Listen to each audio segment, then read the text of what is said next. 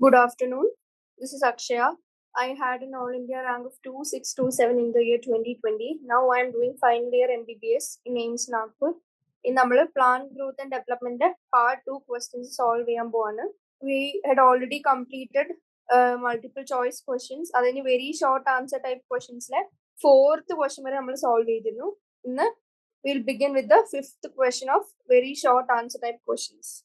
The fifth question വായിക്കുകയാണെങ്കിൽ ചോദിച്ചിരിക്കുന്നത് gibberellins promote the formation of dash flowers on genetically dash plants and cannabis plants in cannabis, whereas ethylene promotes formation of dash flowers on genetically dash plants. ഇവിടെ ചോദിച്ചിരിക്കുന്നത് എന്താ ഗിബറലിൻസും എഥിലീനും തമ്മിലുള്ള ഫംഗ്ഷനിലെ difference ആണ് ചോദിച്ചിരിക്കുന്നത്. First എന്തറിയണം, എങ്ങനെയാണ് ഗിബറലിനും എഥിലീനും ഫംഗ്ഷൻ ചെയ്യുന്നതെന്ന് ബേസിക് ഐഡിയ ഉണ്ടാവണം. അപ്പോ എങ്ങനെയാണ് ഗിബറലിൻസും എഥിലീനും തമ്മിലുള്ള ഡിഫറൻസസ്? Gibberellins and ethylene. ആദ്യം സെക്സ് എക്സ്പ്രഷൻ ഏതില് എങ്ങനെയാണ് കാണുന്നതെന്ന് വെച്ചാൽ എന്തെഴുതണം? ഗിബറലിൻസ് ആക്ച്വലി ഏത് ടൈപ്പ് ഫ്ലവേഴ്സ് ആണ് പ്രൊമോട്ട് ചെയ്യുന്നത്? ഫോർമേഷൻ ഓഫ് മെയിൽ ഫ്ലവേഴ്സ് ആണ് ഗിബറലിൻസ് പ്രൊമോട്ട് ചെയ്യുന്നത്. ആൻഡ് ജനറ്റിക്കലി ഏത് ടൈപ്പ് പ്ലാന്റ്സിൽ? ജനറ്റിക്കലി ഫീമെയിൽ പ്ലാന്റ്സിൽ. അപ്പൊ നമുക്ക് എന്ത് എഴുതാം ഇവിടെ?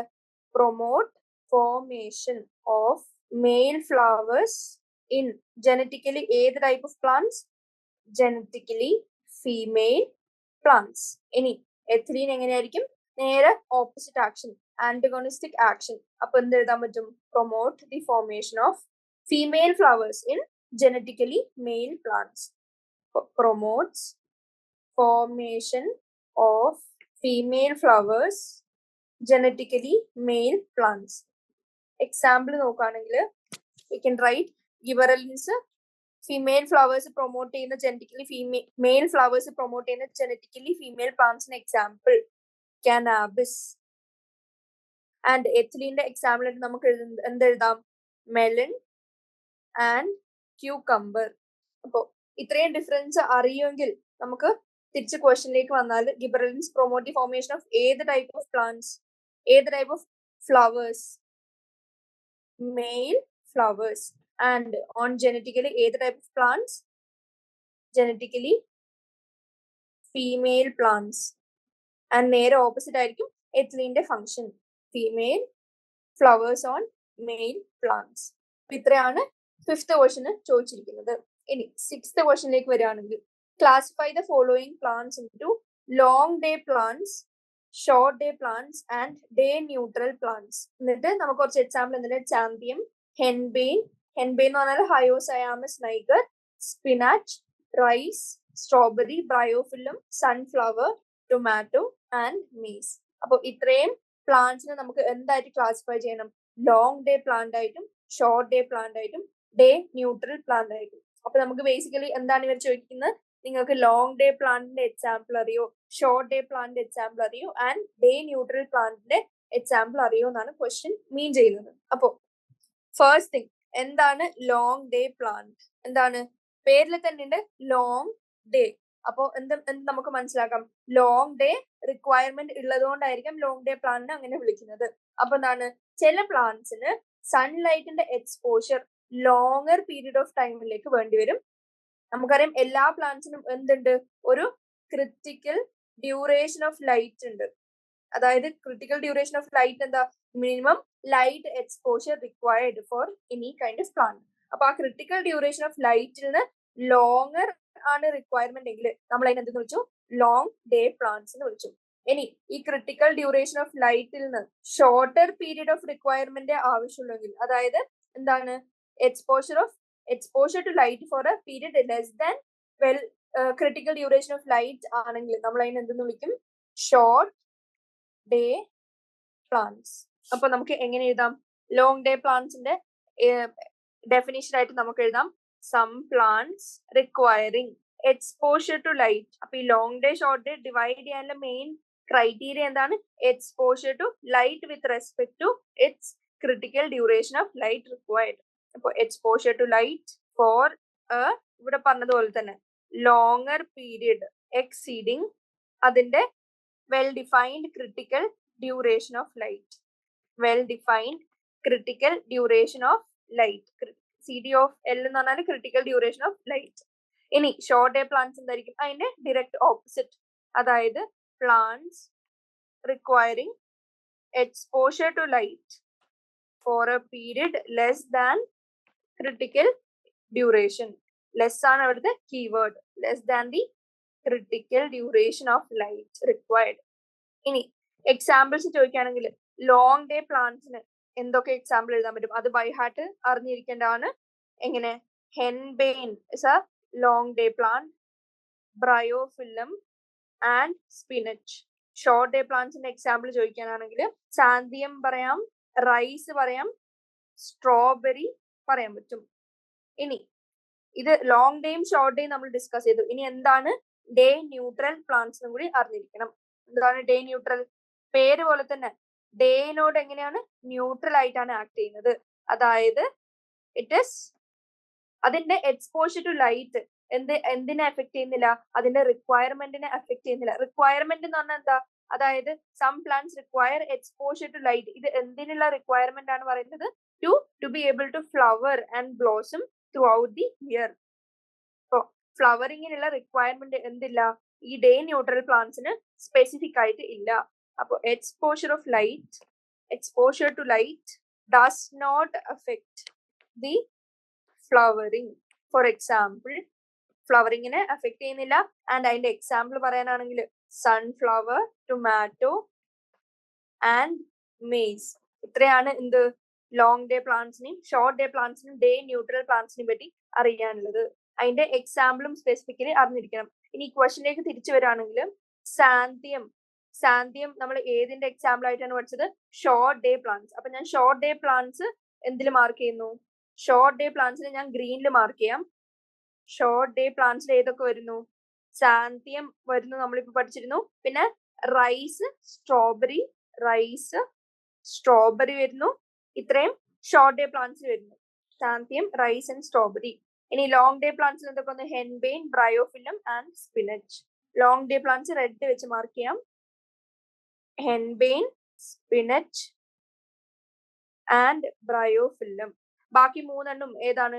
ഡേ ന്യൂട്രൽ പ്ലാന്റ് ആണ്. Sunflower, tomato and maize are day neutral plants. ഞാൻ പർപ്പിളില് മാർക്ക് ചെയ്യാം. അപ്പൊ ഈ ക്വസ്റ്റനിൽ എന്ത് മനസ്സിലാക്കാം? ഈ ക്വസ്റ്റനിലെ ടേക്ക് അവേ മെസ്സേജ് എന്ന് പറഞ്ഞാൽ long day plants, short day plants, day neutral plants with the given examples. പ്രത്യേകിച്ച് NCERT എക്സാംപ്ലർ തന്നെ തന്നതുകൊണ്ട് എന്താണ് നമുക്ക് എക്സാംപ്ലർ ചെയ്തില്ലെങ്കിൽ നമ്മൾ ഈ ക്വസ്റ്റ്യൻസിനോട് അവയർനെസ് ഉണ്ടാവില്ല. ക്വസ്റ്റ്യൻസ് അറിയില്ലെങ്കിൽ ഈ എക്സാമ്പിൾസ് നമ്മൾ നോക്കില്ല ഏത് ടൈപ്പിലാണ് വരുന്നതെന്ന്. അപ്പൊ അങ്ങനെ വരുമ്പോൾ എക്സാമിന് വന്നാൽ നമുക്ക് എഴുതാൻ പറ്റില്ല. അപ്പൊ എന്ത് ചെയ്യണം? ഇത് ബൈ ഹാർട്ട് അറിഞ്ഞിരിക്കണം. ഇനി 7th ക്വസ്റ്റ്യൻ ചോദിച്ചിരിക്കുന്നത്, a farmer grows cucumber plants in his field. He wants to increase the number of female flowers in them. Which plant growth regulator can be applied to achieve this? അപ്പൊ നമ്മൾ ഒരു question മുമ്പ് already കണ്ടതാണ്. എന്താണ്? Female ഫ്ലവേഴ്സിന്റെ yield കൂട്ടണമെങ്കിൽ ഏത് plant growth hormone ആണ് നമുക്ക് കൊടുക്കേണ്ടത്? എഥിലീൻ. അപ്പൊ എഥിലീൻ എന്ന് പറഞ്ഞാൽ ഗേഷ്യസ് പ്ലാന്റ് ഗ്രോത്ത് റെഗുലേറ്റർ ഇട്ട് കൊടുത്താൽ അത് എന്ത് പ്രൊമോട്ട് ചെയ്യുന്നു? Ethylene promotes female flowers in genetically male plants. അതായത് it has a feminising effect. അതായത് ഇറ്റ് പ്രൊമോട്ട്സ് ഫീമെയിൽനെസ് അല്ലെങ്കിൽ feminising effect. Example pineapple and cucumber. അപ്പൊ ഇതിന് ആൻസർ എന്താ? നമ്മൾ ആ ഫാമർ ഫീമെയിൽ ഫ്ലവേഴ്സ് കൂട്ടണമെങ്കിൽ എഥിലീൻ ഇട്ട് കൊടുക്കുക. thus increasing the feminizing effect or femaleness of the plant. For example ഇപ്പൊ ക്യൂക്കംബർ ചോദിച്ചാൽ മാത്രമല്ല പൈനാപ്പിൾ ചോദിച്ചാൽ നമുക്ക് സെയിം ആൻസർ പറയാൻ പറ്റും. 7th ക്വസ്റ്റ്യൻ ഒരു ഈസി ക്വസ്റ്റ്യൻ ആയിരുന്നു. ഇനി 8th question, where are the following hormones synthesised in plants? Regions of synthesis ആണ് ചോദിച്ചിരിക്കുന്നത് ഓരോ ഹോർമോൺസിന്റെ. അപ്പൊ IAA അല്ലെങ്കിൽ indole 3 acetic acid which is the natural auxin. Natural auxin എവിടെയാണ് കൂടുതൽ സിന്തസിസ് എന്ന് ചോദിച്ചാൽ എന്ത് പറയാൻ പറ്റും? Apex of root and shoot.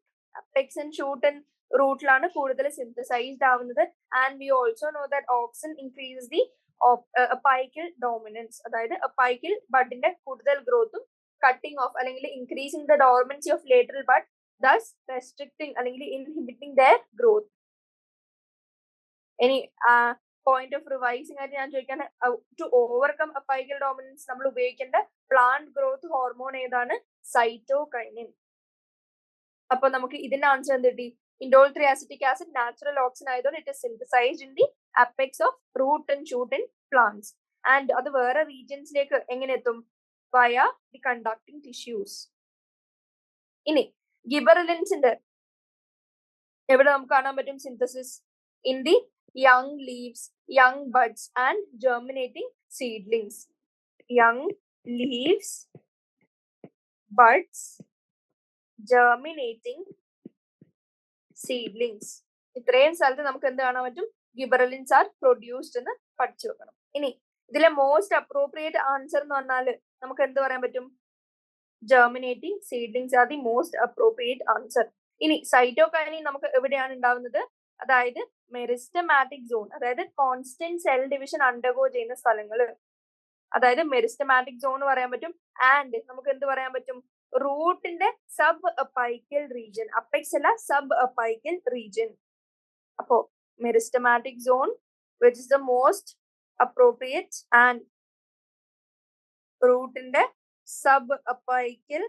അപ്പോ ഹോർമോൺസിന്റെ റീജിയൻ ഓഫ് സിന്തസിസ് ആണ് ഈ ക്വസ്റ്റ്യൻ ഡീൽ ചെയ്യുന്നത്.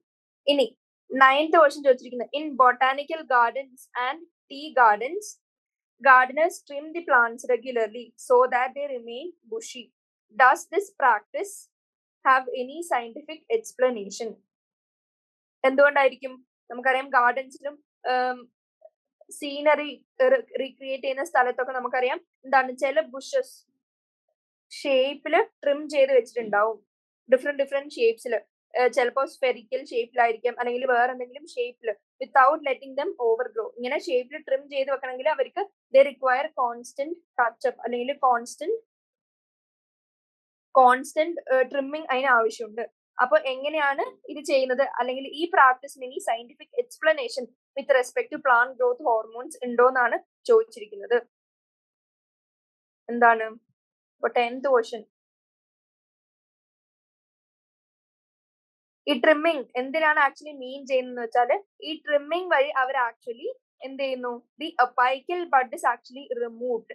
അപ്പൊ അപ്പൈക്കൽ ബഡ് അവർ റിമൂവ് ചെയ്യാൻ എൻസ് എപ്പോഴും ട്രിം ചെയ്ത് കൊടുക്കുന്നു. അപ്പൊ what is the use of removing this apical bud?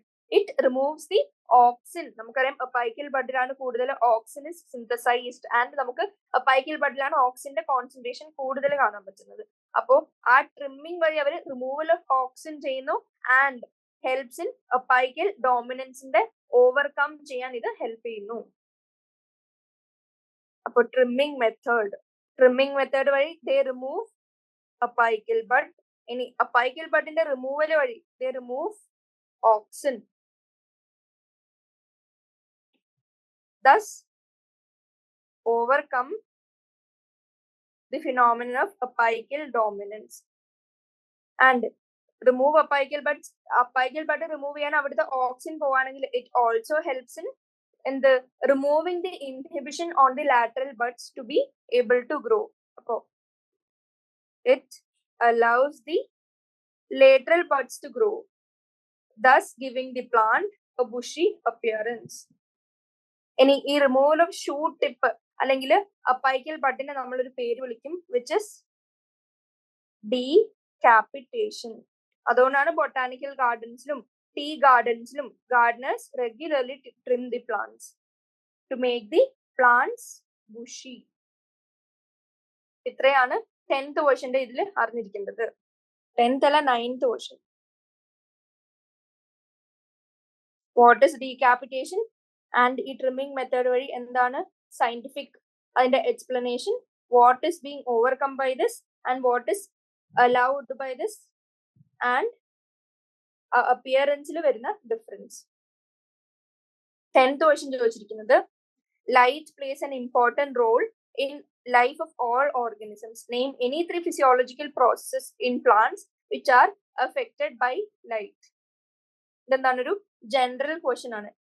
നമുക്കറിയാം നമ്മളിപ്പോ ഓൾറെഡി 3 ചാപ്റ്റർ പഠിച്ചു കഴിഞ്ഞു. നമ്മള് പ്ലാന്റ്സിന്റെ ഇതായിട്ട് മോർഫോളജി ചെയ്തിട്ട് തുടങ്ങി, പിന്നെ അനാറ്റമി പഠിച്ചു, പിന്നെ അതിന്റെ ട്രാൻസ്പോർട്ട് എങ്ങനെയാണ് നടക്കുന്നത് പഠിച്ചു, ആൻഡ് പ്ലാന്റ് ഫിസിയോളജിയിൽ ആദ്യത്തെ മെയിൻ പ്രോസസ് ഫോട്ടോസിന്തസിസ് പഠിച്ചു, അത് കഴിഞ്ഞ് റെസ്പിറേഷൻ പഠിച്ചു, എന്നിട്ടാണ് ഇപ്പോൾ പ്ലാന്റ് ഗ്രോത്ത് ഹോർമോൺ പഠിക്കുന്നത്.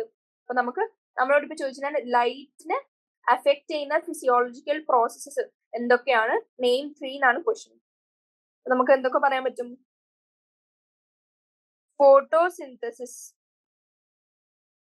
Photosynthesis being the manufacturing of food. അതെങ്ങനെയാണ്? It is dependent on light energy. കാരണം എന്താ?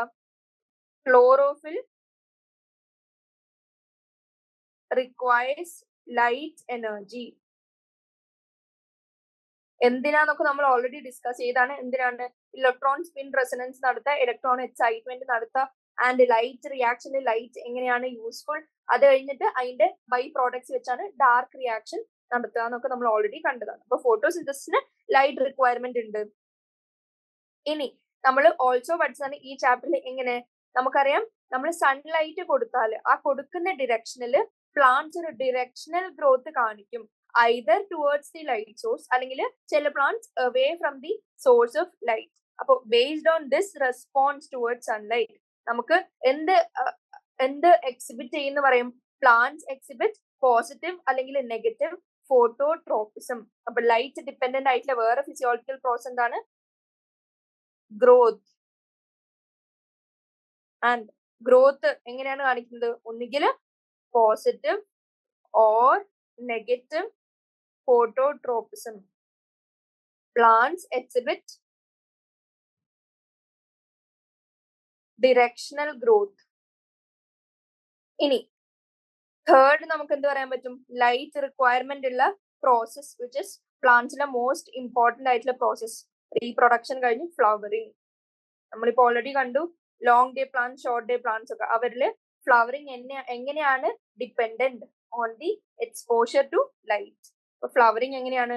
Duration of exposure to light influences flowering in plants. And ഈ physiological response of plants to ലൈറ്റിനെയാണ് നമ്മൾ എന്തെന്ന് വിളിക്കുന്നത്? Photoperiodism. അപ്പൊ ക്വസ്റ്റ്യനിൽ ചോദിച്ചിരിക്കുന്ന any 3 process where sunlight is required അല്ലെങ്കിൽ എസെൻഷ്യൽ. എന്ത് പറയാൻ പറ്റും? ഫോട്ടോ പീരിയോഡിസം പറയാൻ പറ്റും, ഫോട്ടോട്രോപ്പിസം പറയാൻ പറ്റും, ആൻഡ് ഫോട്ടോസിന്തസിസ്. ഈ മൂന്നിലും എന്തുണ്ട്? ഫോട്ടോ എന്ന് പറഞ്ഞ ടേം ഉണ്ട്, വിച്ച് ഇസ് ബേസിക്കലി ലൈറ്റ്. അപ്പൊ ഇങ്ങനെ ഓർത്ത് വെക്കാൻ പറ്റും. എങ്ങനെ? ഫോട്ടോസിന്തസിനും ഗ്രോത്തിനും ഫ്ലവറിങ്ങിനും light is at most required. ഇനി 11th question. In the figure of sigmoid growth curve given below, label segments 1, 2 and 3. Sigmoid growth curve നമ്മൾ ഇന്നലെയും ഒരു ക്വസ്റ്റനിൽ പഠിച്ചതാണ്. സിഗ്മോയിഡ് ഗ്രോത്ത് നമ്മൾ എങ്ങനെയാണ് പഠിച്ചത്?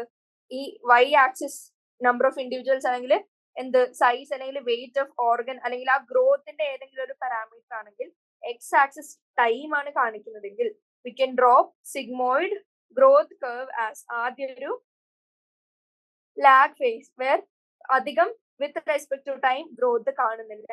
And suddenly it shoot up ചെയ്തൊരു ലോഗ് അല്ലെങ്കിൽ എക്സ്പോണൻഷ്യൽ ഫേസ് കാണാണ് where immense growth seen with respect to time. Shorter ടൈമിൽ മോർ ഗ്രോത്ത് കണ്ടു.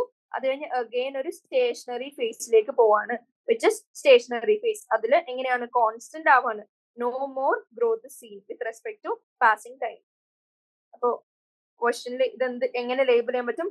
1 being the lag phase, 2 എന്താണ്? എക്സ്പോണൻഷ്യൽ അല്ലെങ്കിൽ ലോഗ് ഫേസ്, 3 എന്ന് പറയുന്നത് സ്റ്റേഷനറി ഫേസ്. ഇനി ഇത് ഏത് ഗ്രോത്ത് ആണ് നമ്മളിപ്പോ ഡിസ്കസ് ചെയ്തുകൊണ്ടിരിക്കുന്നത്? Sigmoid growth curve. ഇത് ലേബിൾ ചെയ്യാൻ അറിഞ്ഞിരിക്കാം. ഇനി 12th ക്വസ്റ്റനിലേക്ക് വരികയാണെങ്കിൽ, growth is one of the characteristic of all living organisms. Do unicellular organisms also grow? If so, what are the parameters? ഒരു ബേസിക് ക്വസ്റ്റ്യൻ ആണ്. ഗ്രോത്തിനെ പറ്റിയാണ് ചോദിച്ചിരുന്നത്. ജനറൽ ക്വസ്റ്റ്യൻ ആണ്. അപ്പോ ഫസ്റ്റ് നമ്മളോട് ഗ്രോത്തിനെ പറ്റിയാണ് ചോദിക്കുന്നത്. One of the fundamental characteristics ആണ് living organisms. And second question എന്താണ്? Do unicellular organisms also grow? നമുക്ക് എന്ത് പറയാൻ പറ്റും? വാട്ട് ഇസ് ഗ്രോത്ത് എന്ന് ആദ്യം ജസ്റ്റ് ഒന്ന് എക്സ്പ്ലെയിൻ ചെയ്യാം. എന്താണ്? മോസ്റ്റ് ഫണ്ടമെന്റൽ ക്യാരക്ടറിസ്റ്റിക് ആര് കാണിക്കുന്ന? Of living organism. ഇനി how do we characterize growth എന്ന് വെച്ചാൽ നമുക്ക് എന്ത് പറയാൻ പറ്റും? It is characterized by irreversible permanent increase in size. Characterized by keywords ആണ് irreversible, permanent increase in size. ഇനി ഈ സൈസ് എന്തിന്റെ ടേംസിലൊക്കെ നമുക്ക് പറയാം? either ഇൻഡിവിജ്വൽ സെല്ലിന്റെ ടേംസിൽ പറയാം, അല്ലെങ്കിൽ any part of the body of living organism, അല്ലെങ്കിൽ എനി ഓർഗന്റെ ടേംസിൽ നമുക്ക് പറയാം, അല്ലെങ്കിൽ ഹോൾ ഓർഗാനിസമിന്റെ കേസിൽ നമുക്ക് എന്ത് പറയാം? ഇൻക്രീസ് ഇൻ സൈസ് എന്ന് നമുക്ക് പറയാൻ പറ്റും. And all this happens over a period of time with respect to time. ഇനി ഇത്രയും നമുക്ക് ബേസിക്കലി ഗ്രോത്തിനെ പറ്റി പറയാനുള്ള കുറച്ച് സാധനങ്ങളാണ്, ഫാക്ട്സ് ആണ്. ഇനി അത് കഴിഞ്ഞ് നെക്സ്റ്റ് ക്വസ്റ്റ്യൻ ചോദിച്ചിരിക്കുന്നത് യൂണിസെല്ലുലാർ ഓർഗാനിസമില് ഗ്രോത്ത് കാണുന്നുണ്ടോ എന്നാണ് ചോദിച്ചിരിക്കുന്നത്. എങ്ങനെയാണ്? നമുക്കറിയാം, ഫോർ എക്സാമ്പിൾ അമീബന്റെ എക്സാമ്പിൾ എടുക്കുകയാണെങ്കിൽ നമുക്കറിയാം എങ്ങനെ അമീബ ബൈനറി ഫിഷൻ നടത്തി എന്തുണ്ടാക്കുന്നുണ്ട്? ഡോട്ടർ സെൽസ് ഉണ്ടാക്കുന്നുണ്ട്. ആൻഡ് ലിവിങ് വേൾഡ് എന്ന് പറഞ്ഞ ചാപ്റ്ററിൽ ഒരു പോയിന്റും കൂടെ തന്നിട്ടുണ്ട്. ഇൻ യൂണിസെല്ലുലാർ ഓർഗാനിസം നമുക്ക് എന്താണ് ഗ്രോത്തും റീപ്രൊഡക്ഷനും വേറെ വേറെ എന്ന് പറയാൻ പറ്റില്ല. കാരണം എന്താ? ഒരു സിംഗിൾ സെല്ല് മാത്രമേ ഉള്ളൂ. അപ്പൊ growth is almost synonymous with the reproduction. അപ്പൊ unicellular organisms they divide to produce daughter cells. ഇനി ഇൻ ദം നമുക്ക് എന്ത് പറയാൻ പറ്റും? Growth is synonymous with reproduction. And അത് കഴിഞ്ഞ് എന്ത് പറ്റും? ഉണ്ടായി വരുന്ന ഡോട്ടർ സെൽസ് അഗെയിൻ ഗ്രോ ചെയ്യും. ആൻഡ് അവരുടെ ഗ്രോത്ത് നമുക്ക് എങ്ങനെ പറയാൻ പറ്റും? പ്രോട്ടോപ്ലാസം ഗ്രോത്ത് വെച്ച് നമുക്ക് പറയാൻ പറ്റും, അല്ലെങ്കിൽ സെല്ലിന്റെ ഗ്രോത്ത് വെച്ച്. ആദ്യം സ്മോളർ ഇൻ സൈസ് ആയിരിക്കും, അത് കഴിഞ്ഞ് പ്രോട്ടോപ്ലാസം പതുക്കെ പതുക്കെ ഗ്രോ ചെയ്യും. ആൻഡ് ഈ അക്യുമുലേഷൻ ഓഫ് പ്രോട്ടോപ്ലാസം കഴിഞ്ഞ് ഫൈനലി അവർ അഗെയിൻ ഡിവൈഡ് ചെയ്യും to produce their own daughter cells. Growth കാണിക്കുന്നുണ്ടെങ്കിൽ if so what are the parameters എന്നും കൂടി ചോദിച്ചിട്ടുണ്ട് ക്വസ്റ്റ്യനില്. ഇപ്പൊ parameters of growth in unicellular organism നമുക്ക് എന്ത് പറയാൻ പറ്റും? എല്ലാ ഓർഗാനിസമിലും കാണുന്ന പോലെ തന്നെ parameters of growth can be ഒന്ന് increase in number of cells, അല്ലെങ്കിൽ increase in mass. Increase in number of cells അല്ലെങ്കിൽ ഇൻക്രീസ് ഇൻ മാസ്. ഇനി ഈ increase in number of cells നമുക്ക് എപ്പോഴാണ് കാണാൻ പറ്റുക? നമ്മുടെ cell culture under the microscope നോക്കുമ്പോൾ നമുക്ക് increased number of cells easily observable ആയിട്ട് കാണാൻ പറ്റും, even in microscopic unicellular organism. And increase in mass very significant ആയിട്ട് നമുക്ക് എന്തിൽ കാണാൻ പറ്റുന്നില്ല? മൾട്ടി സെല്ലുലാർ ഓർഗാനിസമിൽ കാണുന്നത് പോലെ നമുക്ക് യൂണിസെല്ലുലാർ കാണാൻ പറ്റില്ല. സ്റ്റിൽ നമുക്ക് എന്ത് മനസ്സിലാക്കാൻ പറ്റും? ഡോട്ടർ സെൽസ് ഓൺ മെച്ചോറേഷൻ അല്ലെങ്കിൽ മെച്ചോർഡ് വൺസിലേക്ക് ട്രാൻസ്ഫോം ചെയ്യുമ്പോൾ അതിൽ ഒരു ഇൻക്രീസ് ഇൻ മാസ് ഇൻവോൾവ് ആണ് നമുക്ക് മനസ്സിലാക്കാൻ പറ്റും. അപ്പോൾ ഈ രണ്ടെണ്ണമാണ് parameters of growth in unicellular organism. ഇത്രയാണ് 12th ക്വസ്റ്റ്യന്റെ answer. 13th question, the rice seedlings infected with the fungus Gibberella fujikuri is called foolish seedlings. What was the reason behind it? അപ്പോ Gibberella fujikuri എന്ത് ചെയ്തു? ഇതൊരു fungus ആണ്. Being a fungus it infected rice plant. And rice plant infect ചെയ്തിട്ട് on infection ഇത് എന്താണ് result ചെയ്തത്? On infection നമുക്ക് മനസ്സിലാക്കാൻ പറ്റി Gibberella fujikuri ഒരു സബ്സ്റ്റൻസ് പ്രൊഡ്യൂസ് ചെയ്യുന്നുണ്ട്, which is gibberellic acid. Fungi produces gibberellic acid, and gibberellic acid higher amounts ലായാൽ it causes higher growth അല്ലെങ്കിൽ higher or uncontrollable growth of rice plants. And ഈ higher അല്ലെങ്കിൽ uncontrollable growth നമുക്ക് ഏത് ടേംസിലാണ് പറയാൻ പറ്റുക? abnormal increase in internodal area നമുക്ക് കാണാൻ പറ്റി. abnormal increase in internodal area. അപ്പൊ എന്ത് പറ്റി?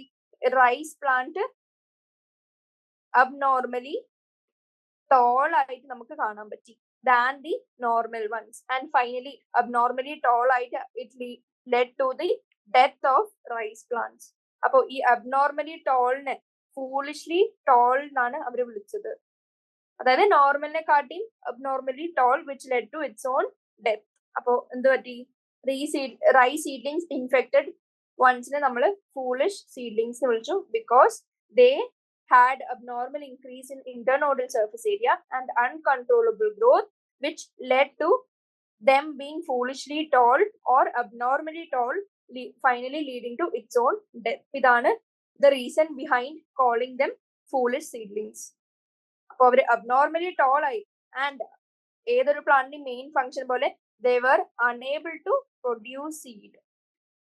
ഗ്രോത്ത് എല്ലാം എക്സസീവ്ലി കാണിച്ചു, പക്ഷെ മെയിൻ ഫംഗ്ഷൻ റീപ്രൊഡക്ഷൻ അവർക്ക് കാണിക്കാൻ പറ്റിയില്ല. Unable to produce seeds, thus being called foolish. ഇത്രയാണ് 13th ക്വസ്റ്റ്യന്റെ ആൻസർ. ഇനി ഷോർട്ട് ആൻസർ ടൈപ്പ് ക്വസ്റ്റ്യന്റെ first question, Nicotiana tabacum short day plant.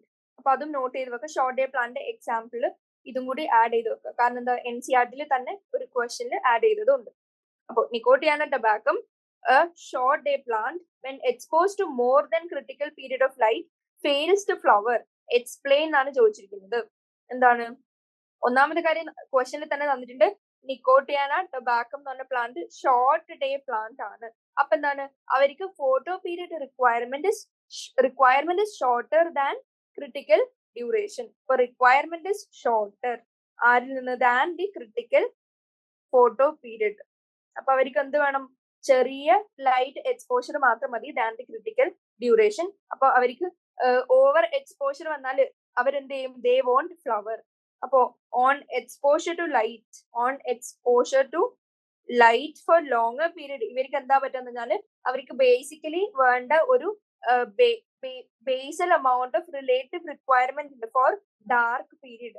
അത് അവർക്ക് കിട്ടുന്നില്ല. അപ്പൊ requirement for dark period reduction വന്നാലും അവർക്ക് എന്ത് പറ്റും? ഗ്രോത്ത് കംപ്ലീറ്റ് ചെയ്യാൻ പറ്റില്ല. അവരുടെ ബേസിക് റിക്വയർമെന്റ് ഫ്ലവറിങ് മീറ്റ് ചെയ്യാൻ പറ്റില്ല. അപ്പൊ ലോങ്ങർ എക്സ്പോഷർ ടു ലൈറ്റ് കിട്ടിയാല് they won't flower. And the main reason being because relative requirement for darker period ഉണ്ട്. അത് basically longer ആണ് in short day plants. അതുകൊണ്ടാണ് അവർ short day ആണ്, longer dark requirement ഉണ്ട്. Relative requirement for dark period gets reduced. ഇനി ഇതേ സമയം ഇത് ലോങ് ഡേ പ്ലാന്റ്സിന്റെ എക്സാമ്പിൾ ആണ് ചോദിച്ചെങ്കിൽ ലോങ് ഡേ പ്ലാന്റ്സിന് എങ്ങനെയാണ്? മോർ റിക്വയർമെന്റ് ഓഫ് ലൈറ്റ് വേണം, ലൈറ്റ് ഉള്ള പീരീഡ് ലോങ്ങർ ആയിരിക്കണം. ഇനി അവർക്ക് ലൈറ്റ് പീരീഡ് ഷോർട്ടർ ആയാലും അവർ ഫ്ലവർ ചെയ്യില്ല. ഇനി ഷോർട്ട് ഡേ പ്ലാന്റ്സിന് മോർ ഡാർക്ക് പീരീഡ് റിക്വയർമെന്റ് ആണ് വേണ്ടത്. അപ്പോൾ അത് കിട്ടിയില്ലെങ്കിൽ, അത് മീറ്റ് ചെയ്തില്ലെങ്കിലും ഇവര് ഫ്ലവർ ചെയ്യില്ല. പിന്നെ ഡേ ന്യൂട്രൽ പ്ലാന്റിന് എങ്ങനെ കൊടുത്താലും എന്ത് ചെയ്യും? അവര് ഫ്ലവർ ചെയ്യുന്നതായിരിക്കും.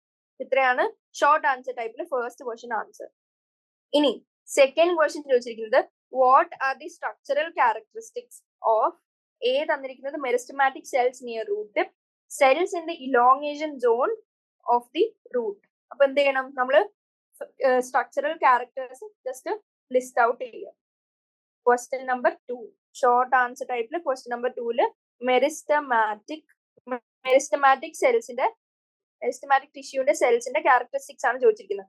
അവരുടെ ഫസ്റ്റ് ഒരു സെൽ എടുത്ത് നോക്കുകയാണെങ്കിൽ സെല്ലിൽ എന്തൊക്കെ കാണും? സെല്ലിൽ സൈറ്റോപ്ലാസം ഉണ്ട്, അതിന്റെ നടുക്ക് ന്യൂക്ലിയസ് ഉണ്ട്, ആൻഡ് ഒരു സൈറ്റോപ്ലാസം എന്ന് പറയുന്നത് നമുക്ക് ആക്ച്വലി പ്രോട്ടോപ്ലാസം എന്ന് പറയാൻ പറ്റും. അപ്പൊ നമ്മൾ എൻഡിൽ നിന്ന് തുടങ്ങുകയാണെങ്കിൽ മെരിസ്റ്റമാറ്റിക് ടിഷ്യൂന്റെ സെൽസിന് ഫസ്റ്റ് അവരുടെ സെൽ വാൾ എങ്ങനെയായിരിക്കും?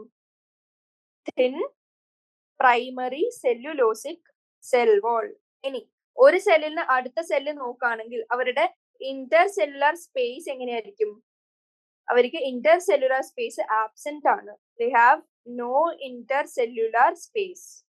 ഇനി ബാക്കിയുള്ള സെൽസിനെ കമ്പയർ ചെയ്യുമ്പോൾ അവരുടെ ന്യൂക്ലിയസ് എങ്ങനെയാണ്? ന്യൂക്ലിയസ് ഇസ് ലാർജ് ന്യൂക്ലിയസ് ആയിരിക്കണം. Third point being large nucleus. ഇനി അടുത്തെന്താ? സൈറ്റോപ്ലാസ്മിൽ നമുക്കറിയാം പ്ലാന്റ്സിന് വലിയൊരു വാക്യൂൾ ഉണ്ട്.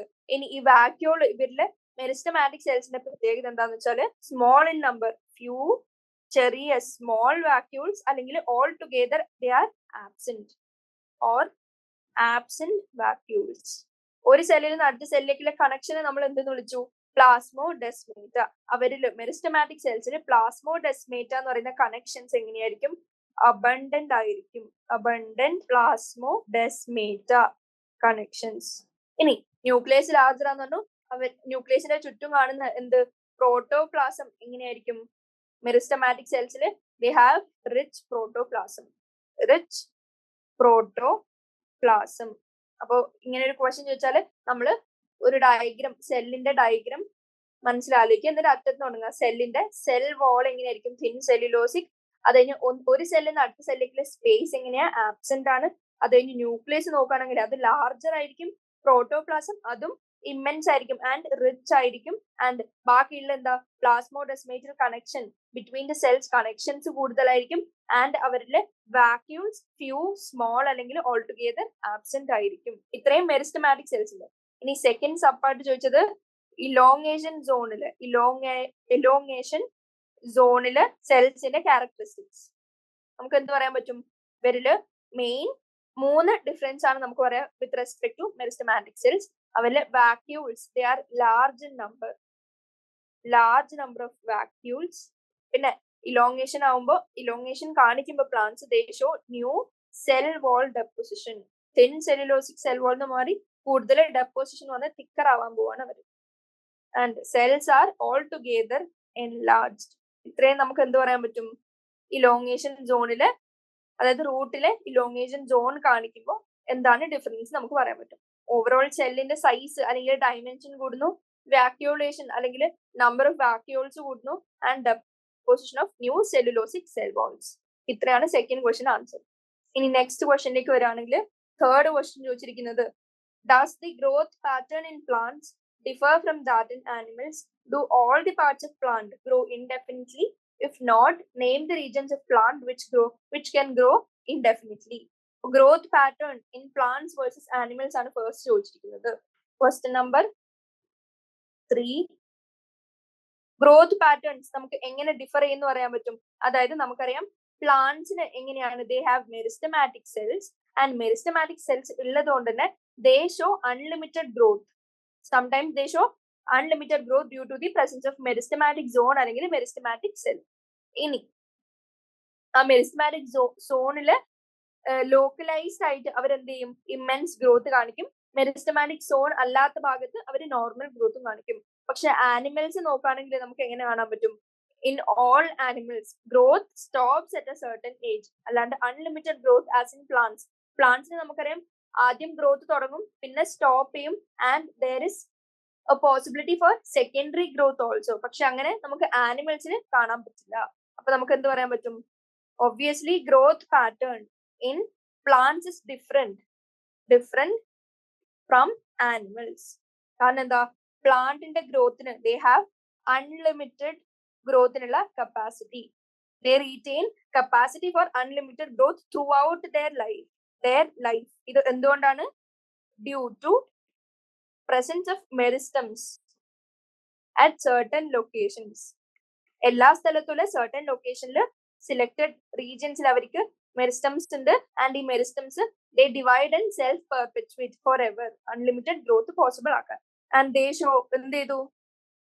നമുക്കറിയാം new cells are always being added to the plant body by the activity of meristem. അപ്പോൾ this process in which new cell is always added or there is a capacity അല്ലെങ്കിൽ possibility of addition of new cells all over their life, അതിനെ നമ്മൾ എന്തെന്ന് വിളിച്ചു? Open form of growth. അപ്പൊ plants എന്ത് exhibit ചെയ്യുന്നു? They show an open form of growth. അതുകൊണ്ട് നമുക്ക് എങ്ങനെ പറയാൻ പറ്റും? ആനിമൽസിൽ നിന്ന് ദെയർ ഫിസിയോളജി ഇസ് ഡിഫറെന്റ്. ആനിമൽസിൽ എങ്ങനെയാണ്? Growth stops at a certain age. ഇത്രയാണ് ബേസിക് ഡിഫറൻസസ് ബിറ്റ്വീൻ പ്ലാന്റ്സിന്റെ ഗ്രോത്തും ആൻഡ് ആനിമൽസിന്റെ ഗ്രോത്തും. ഇനി സെക്കൻഡ് പാർട്ട് വേറൊരു ക്വസ്റ്റ്യൻ ചോദിച്ചിരുന്നു, which is if not name the regions of plant which can grow indefinitely. അപ്പോൾ എന്ത് റീജിയൻസ് ആണ് പ്ലാന്റ്സിന്റെ ഇൻഡെഫിനിറ്റ് ഗ്രോത്ത് കാണിക്കുന്നത്? Which is meristems grow indefinitely. And ഈ ഇൻഡെഫിനിറ്റ് ഗ്രോത്ത് കാണിക്കുന്നത് എല്ലാ പാർട്സിലും പ്ലാന്റ്സ് കാണിക്കില്ല. All plant parts don't grow indefinitely. Meristematic tissues containing region മാത്രമേ ഇൻഡെഫിനിറ്റ് ഗ്രോത്ത് കാണിക്കുന്നുള്ളൂ. And on the base of location and function നമ്മൾ മെരിസ്റ്റംസിനെ 3 ടൈപ്പ് ആയിട്ട് ഡിവൈഡ് ചെയ്തിട്ടുണ്ട്. 3 types. എന്തിൽ based on location and function. എന്തായിരിക്കും? ഫസ്റ്റ്, ഏറ്റവും അപ്പെക്സിൽ അല്ലെങ്കിൽ റൂട്ട് ടിപ്പിലും ഷൂട്ട് ടിപ്പിലും ഒക്കെ കാണുന്ന പ്ലാന്റിനെ നമ്മൾ പ്ലാന്റ് പാർട്ടിനെ അല്ലെങ്കിൽ മെരിസ്റ്റമിനെ നമ്മൾ എന്തെന്ന് വിളിച്ചു? അപ്പൈക്കൽ മെരിസ്റ്റം. ഇനി നോഡ്സ് ഓഫ് സ്റ്റെമ്മിൽ കാണാൻ പറ്റുന്ന മെരിസ്റ്റമിനെ, അതായത് സ്റ്റെമ്മിൽ എടുത്തു നോക്കിയാൽ അതിൽ നോഡ് എന്ന് പറഞ്ഞ റീജിയൻസ് ഉണ്ട്. ആ നോഡ്സിൽ കൂടുതലായിട്ട് കാണുന്ന മെരിസ്റ്റമിനെ നമ്മൾ ഇന്റർ കാലറി മെരിസ്റ്റം എന്ന് വിളിച്ചു.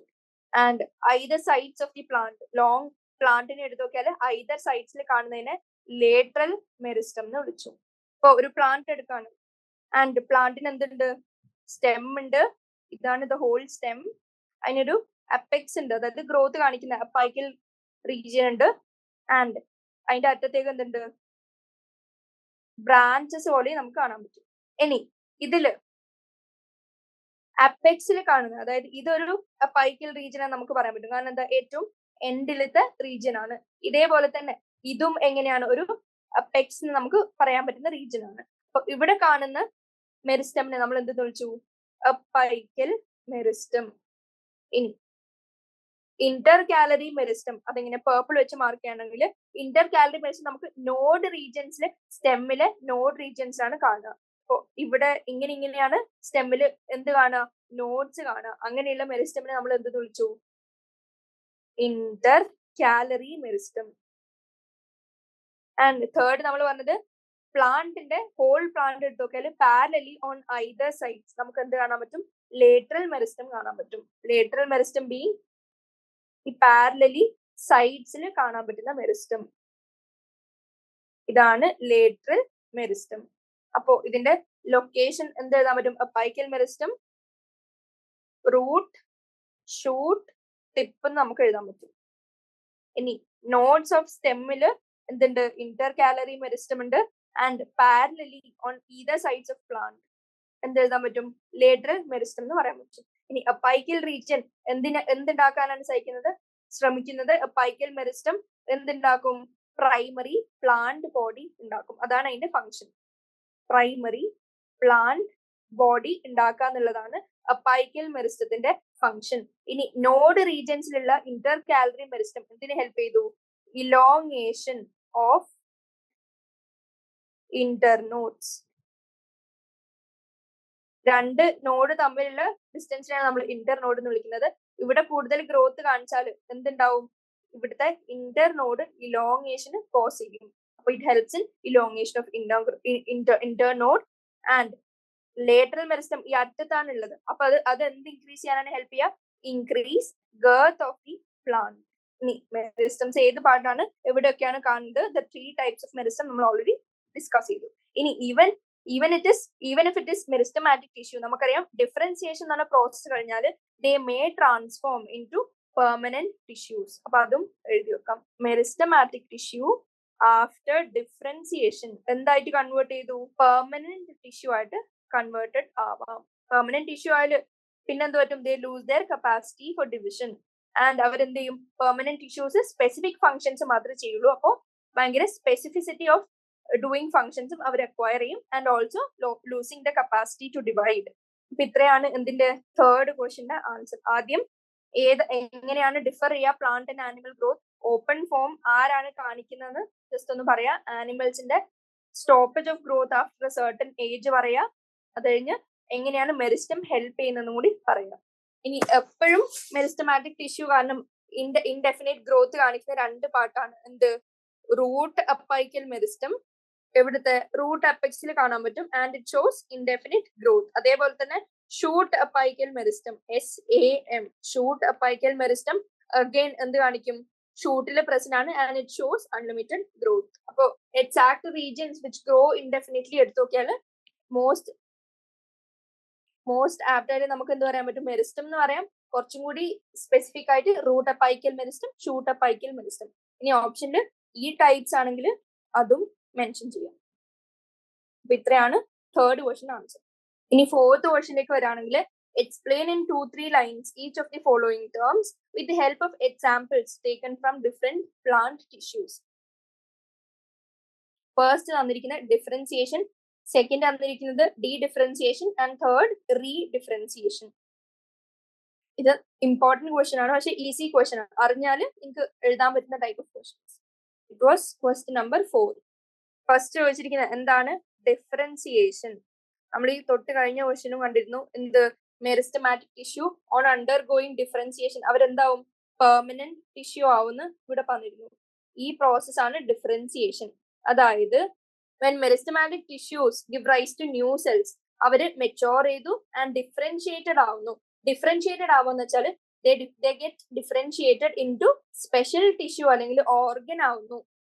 ഇനി ഈ ഓർഗൻ എങ്ങനെയായിരിക്കും, അവർക്ക് സ്പെസിഫിക് ഫംഗ്ഷൻ ആയിരിക്കും, and they lose the capacity to divide. അതിനെയാണ് നമ്മൾ എന്തെന്ന് വിളിക്കുന്നത്, ഡിഫറൻസിയേഷൻ എന്ന് പറയുന്ന പ്രോസസ്സിനെ പറയുന്നത്.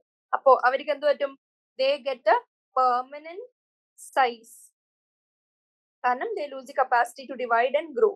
പെർമനന്റ് സൈസ് ആവുന്നു, പെർമനന്റ് സ്ട്രക്ചർ ആവുന്നു, പെർമനന്റ് കോമ്പോസിഷൻ ആവുന്നു, ആൻഡ് പെർമനന്റ് ഫങ്ഷൻ ആവുന്നു.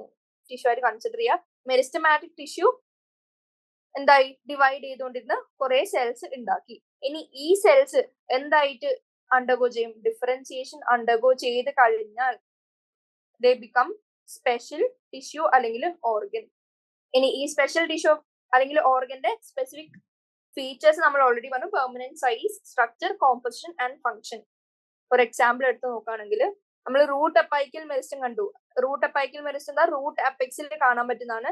ആൻഡ് റൂട്ട് അപ്പൈക്കൽ മെറിസ്റ്റത്തിന്റെ ഡിസ്റ്റലി ആയിട്ടുള്ള സെൽ ഇതാണ് റൂട്ടിന്റെ എൻഡ് എങ്കിൽ ഇതാണ് റൂട്ടിന്റെ എൻഡ് എന്ന് കൺസിഡർ ചെയ്യുക. അപ്പോൾ ഇവിടെയാണ് എന്തുണ്ടാവുക? Root apical meristem. ആൻഡ് ഈ distal to the root apical meristem അവര് ഡിഫറൻഷിയേറ്റ് ചെയ്ത് ആ സെൽസ് എന്തായിട്ട് കൺവേർട്ടഡ് ആവുന്നു? റൂട്ട് ക്യാപ്പ് ആയിട്ട് മാറുന്നു. ആൻഡ് ഈ റൂട്ട് ക്യാപ്പിന്റെ ഉള്ളിൽ നമുക്ക് എന്ത് കാണാൻ പറ്റും? ഏറ്റവും ഔട്ടർമോസ്റ്റ് ലെയറിൽ എപ്പിബ്ലീമ കാണാൻ പറ്റും. അതായത് cell of the most peripheral most cell epiblema കാണാൻ പറ്റും. ആൻഡ് അവരൊക്കെ ഡിഫറൻഷിയേറ്റ് എന്താവും? ഏറ്റവും പെരിഫറിയിൽ എപ്പിബ്ലീമ കാണാൻ പറ്റും. അതിന്റെ ഉള്ളിൽ ഓരോ സ്ട്രക്ചർ ആയിട്ട് അവർ ഡിവൈഡ് ചെയ്ത് സ്പെഷ്യലൈസ്ഡ് ആവും. എങ്ങനെ? കോർട്ടെക്സ് കാണാൻ പറ്റും, പിന്നെ അത് കഴിഞ്ഞ് എൻഡോഡെർമിസ് കാണാൻ പറ്റും, അത് കഴിഞ്ഞ് പെരിസൈക്കിൾ കാണാൻ പറ്റും, ആൻഡ് വാസ്കുലർ ടിഷ്യൂസും കാണാൻ പറ്റും. അപ്പൊ ഈ പ്രോസസ്സിന് മെരിസ്റ്റമാറ്റിക് ആയിരുന്നു, പക്ഷെ അത് ഡിഫറൻഷിയേറ്റ് ചെയ്ത് സ്പെസിഫിക് ഫങ്ഷൻസ്, സ്ട്രക്ചർ അല്ലെങ്കിൽ സൈസ് അവര് എന്ത് ചെയ്തു? അക്വയർ ചെയ്തു ആൻഡ് ബിക്കം ഡിഫറൻഷിയേറ്റഡ്. ഇതാണ് അതിന്റെ എക്സാമ്പിൾ ഓഫ് ഡിഫറൻസിയേഷൻ. ഇനി സെക്കൻഡ് പ്രോസസ് ചോദിച്ചിരിക്കുന്നത് ഡി ഡിഫറൻസിയേഷൻ. ഡി ഡിഫറൻസിയേഷൻ ഇങ്ങനെ ആലോചിക്കുക. ഡി ഡിഫറൻസിയേഷൻ ഈക്വൽസ് എന്താണ്? നമ്മുടെ ഓൾറെഡി ഡിഫറൻഷിയേറ്റഡ് സെൽസ് ഉണ്ട്, അവരെന്ത് ചെയ്യും? അവര് സ്പെഷ്യലൈസ്ഡ് ആവും. അതായത് അവർ ഓൾറെഡി സ്പെഷ്യലൈസ്ഡ് ആയിരുന്നു ടു ഡു സ്പെസിഫിക് ഫങ്ഷൻ അല്ലെങ്കിൽ ടു ഹാവ് സ്പെസിഫിക് സ്ട്രക്ചർ. പക്ഷെ അവർ ഡീസ്പെഷ്യലൈസേഷൻ അണ്ടർഗോ ചെയ്യും. ആൻഡ് despecialisation plus again become differentiated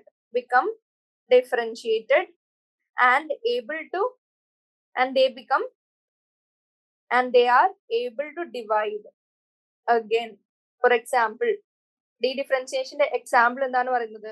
dicot stem എടുത്ത് നോക്കുകയാണെങ്കിൽ നമുക്കറിയാം ഡൈക്കോട്ട് സ്റ്റെം എന്ത് കാണിക്കുന്നുണ്ട്?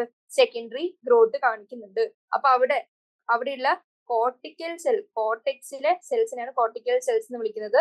ആ cortical cells undergo D differentiation and again become meristematic.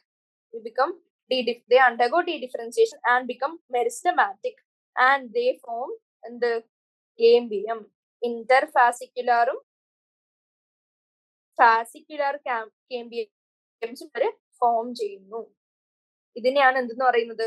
Already specialised function ആയിരുന്നു, they have already lost the ability to divide. ആ സ്റ്റേജിൽ അവർ again differentiated ആവും, ഡീസ്പെഷ്യലൈസ്ഡ് ആവും, and they are able to divide again. Example dicot സ്റ്റെമിലെ cortical സെൽസിന് example പറയാം. they are becoming meristematic and hence forming cambium. Interfascicular and fascicular cambium are formed. ഇതാണ് D differentiation. ഇനി നടക്കാൻ പോകുന്നതാണ് തേർഡ് പ്രോസസ്, വിച്ച് ഇസ് റീഡിഫറൻസിയേഷൻ. റീഡിഫറൻസിയേഷൻ എന്താണ് നടക്കുന്നതെന്ന് പറഞ്ഞാല്, ഇപ്പൊ ഇവിടെ നമ്മൾ ഓൾറെഡി കണ്ടു ദേ ഫോം മെരിസ്റ്റമാറ്റിക് ആയിട്ടുള്ള കേംബിയൽ സെൽസ് ഉണ്ടാവുകയാണ്. ഈ കേംബിയൽ സെൽസ് അഗെയിൻ എന്ത് അണ്ടർഗോ ചെയ്യും? ഇപ്പുറത്തെ സൈഡിൽ എഴുതാം. ഈ കേംബിയൽ സെൽസ് ദേ അണ്ടർഗോ നമ്മളിപ്പോ മെൻഷൻ ചെയ്യുന്ന പ്രോസസ് റീഡിഫറൻസിയേഷൻ. ആൻഡ് റീഡിഫറൻഷിയേറ്റ് ചെയ്ത് അവര് സെക്കൻഡറി കോർട്ടെക്സ് ആവുന്നു, സെക്കൻഡറി കോർട്ടെക്സിലെ സെൽസ് ആവുന്നു. ആൻഡ് അവർക്ക് എന്തുണ്ട്? സെക്കൻഡറി സൈലം ഉണ്ട്, സെക്കൻഡറി ഫ്ലോയം ഉണ്ട്, ആൻഡ് ഫെല്ലോഡം ഇൻ കേസ് നമ്മുടെ വുഡി ആയിട്ടുള്ള ഡൈക്കോട്ട് പ്ലാന്റ്സിൽ. അപ്പോ കേംബിയൽ സെൽസ് സെക്കൻഡറി കോർട്ടെക്സിലേക്ക് ആവുന്നു, and secondary xylem, phloem, phelloderm ഒക്കെ ഫോം ചെയ്യുന്നു. ആൻഡ് അവർ അഗെയിൻ എങ്ങനെയാണ്? ദേ സ്റ്റോപ്പ് ഡിവിഷൻ. ആൻഡ് അവർ അങ്ങനെ തന്നെയാണ് ഹോൾ ലൈഫ് മെയിൻറ്റെയിൻ ചെയ്തു പോകുന്നത്. ഈ പ്രോസസ്സിനെയാണ് നമ്മൾ എന്തെന്ന് വിളിക്കുന്നത്? റീഡിഫറൻസിയേഷൻ. അപ്പൊ അഗെയിൻ ഇവിടെ എന്താണ് നടക്കുന്നത്? മെരിസ്റ്റമാറ്റിക് ആയിരുന്നു ഓൾറെഡി ഡീഡിഫറൻഷിയേറ്റഡ് സെൽസ്, അവര് again lose their capacity to divide and mature to perform specific function. അതിനെയാണ് റീഡിഫറൻസിയേഷൻ എന്ന് പറയുന്നത്. എക്സാമ്പിൾ നമ്മൾ ഓൾറെഡി മെൻഷൻ ചെയ്താണ് സെക്കൻഡറി കോർട്ടെക്സ്, സെക്കൻഡറി സൈലം. ഇവരൊക്കെ എങ്ങനെയാണ്? ദേ ആർ ഓൾറെഡി സെക്കൻഡറി ആയിട്ടുള്ള സൈലം ഫ്ലോയും ഒക്കെ ഫോം ചെയ്യണം. അതായത് സ്പെസിഫിക് ഫങ്ഷൻസ് അക്വയർ ചെയ്തു and they can divide again. They are already matured. അപ്പൊ ഈ 3 പ്രോസസ്സാണ് ഈ ക്വസ്റ്റിനെ ചോദിച്ചിരിക്കുന്നത്. എന്താണ് ഡിഫറൻസിയേഷൻ, എന്താണ് ഡി ഡിഫറൻസിയേഷൻ, എന്താണ് റീഡിഫറൻസിയേഷൻ. ഇത് MCQ പോയിന്റ് ഓഫ് വ്യൂല് വിത്ത് എക്സാമ്പിൾ അറിഞ്ഞിരിക്കണം. NCERT ഭാഗത്തിലെ എല്ലാ എക്സാമ്പിൾസും with respect to differentiation, dedifferentiation and redifferentiation അറിഞ്ഞിരിക്കണം. ഇത്രയാണ് ഏത് ക്വസ്റ്റൻ ആൻസർ? 4th ക്വസ്റ്റന്റെ ആൻസർ. ഇമ്പോർട്ടന്റ് ക്വസ്റ്റൻ ആണ്, എക്സാമ്പിൾസും ഇമ്പോർട്ടന്റ് ആണ്. നമ്മൾ 4th ക്വസ്റ്റൻ വരെ സോൾവ് ചെയ്തു. ഇപ്പൊ നമ്മൾ ക്ലാസ് കൺക്ലൂഡ് ചെയ്യാൻ പോവാണ്. 5th ക്വസ്റ്റൻ തൊട്ട് along with long answer type we will discuss in the next class. Thank you.